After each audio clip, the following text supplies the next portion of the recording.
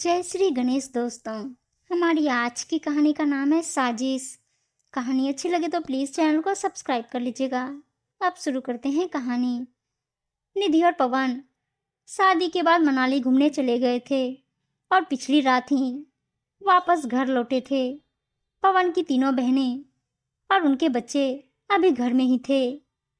शायद शादी के बाद तीनों बहनें अभी विदा नहीं हुई थी। पवन परिवार में सबसे छोटा, 3 विवाहित बहनों का लाडला भाई था और उसकी तीनों बहनें भी दिल्ली में ही रहती थी। वह दोनों शुक्रवार को आए थे और शायद बहनों की इतवार के बाद अपने घर लौटने की योजना होगी। दूसरे दिन सासू माँ ने नाश्ता ऊपर ही पवन के कमरे में भिजवा दिया था और साथ ही यह हिदायत भी दी थी कि हो सकता है आज घर में बहू को देखने के लिए भी लोग आएंगे, इसलिए अच्छी तरह से तैयार होकर ही अपने कमरे से नीचे आए। निधि और पवन का कमरा ऊपर था, नीचे बहनों और उनके बच्चों का शोर था। पवन तो चाय नाश्ता करके नीचे चला गया था और थोड़ी देर में बहनों के बच्चे ऊपर खेलते खेलते उसके कमरे में भी आ गए थे। निधि ने अपनी नई साड़ी निकाली और वह अपने कमरे के साथ लगे बाथरूम में नहाने के लिए चली गई। कमरे से बाहर आई तो वह एकदम हैरान हो गई। बड़ी दीदी की बेटी उसका बाहर रखा हुआ शादी का लहंगा पहनकर देख रही थी और छोटी दीदी के बच्चे बेड पर ड्रेसिंग टेबल में से निकालकर सिंदूर बिखेर चुके थे और उसके ऊपर नेल पॉलिश और लिपस्टिक से नई चादर पर पेंटिंग बना रहे थे। यह सब देखकर निधि समझ नहीं पा रही थी कि वह कैसे प्रतिक्रिया दे। उसकी आंखों के सामने अब उसकी पिछली जिंदगी घूमने लगी थी। निधि की मम्मी नौकरी करती थी और वह अपनी बेटी को अपनी मम्मी के पास छोड़कर दफ्तर जाती थी। नानी के घर उसकी 2 मामियां थी।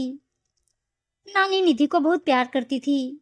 बस इसी बात का फायदा उठाकर वह हमेशा अपनी दोनों मामियों के खिलाफ साजिश करती रहती थी।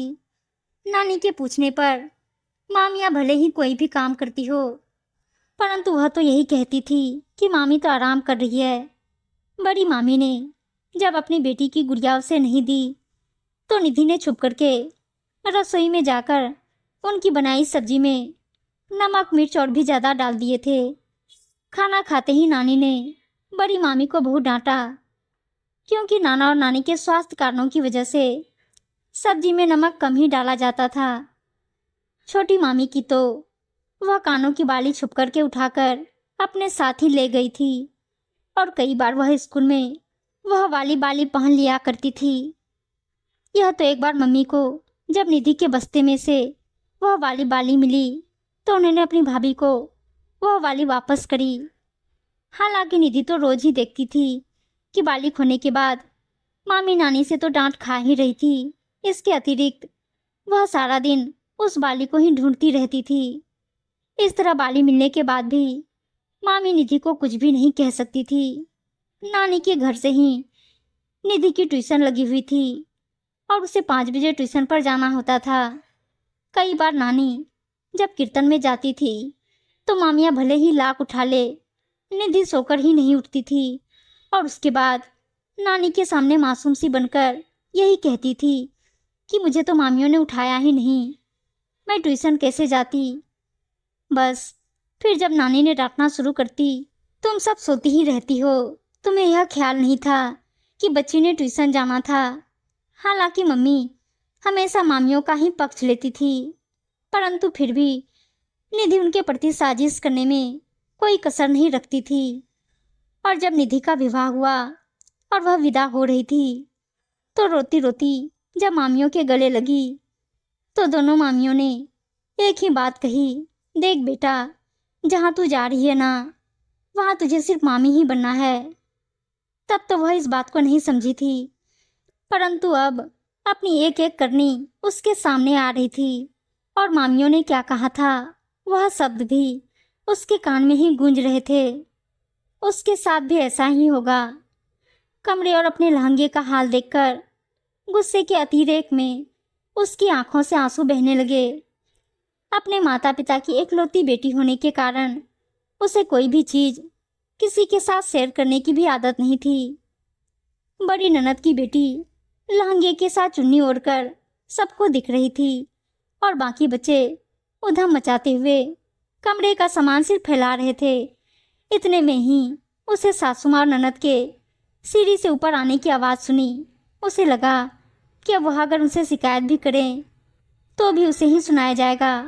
वह ऐसा सोच ही रही थी कि तभी सासू माँ ने ऊपर यह हाल देखकर, लहंगा पहनी हुई मिनी को देखकर उन बच्चों को ही डांटते हुए पूछा, यह क्या कर रहे हो? और ननद रानी ने तो सारे बच्चों को डांटते हुए कमरे से निकाल दिया और फिर बड़े प्यार से दोनों ने निधि को कहा, बेटा आप तैयार होकर नीचे आ जाओ, मैं भी शांताबाई को भेजती हूँ, वह चादर बदल देगी और यह वाली धो देगी।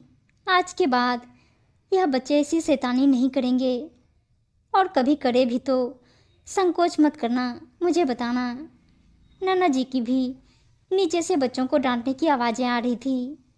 अब यह सब देखकर निधि को उन बच्चों के नहीं, अपने व्यवहार पर शर्म आ रही थी। उसने भी मन ही मन सोच लिया था कि अब के जब वह नानी के घर जाएगी तो वह मामियों से बिना वजह साजिश वाली शैतानियाँ करने के लिए उनसे क्षमा मांगेगी।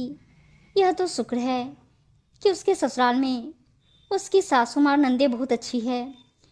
उम्मीद है दोस्तों कहानी अच्छी लगी होगी और अच्छी अच्छी कहानियाँ सुनने के लिए चैनल को सब्सक्राइब और वीडियो को लाइक शेयर ज़रूर कर दीजिएगा। धन्यवाद दोस्तों।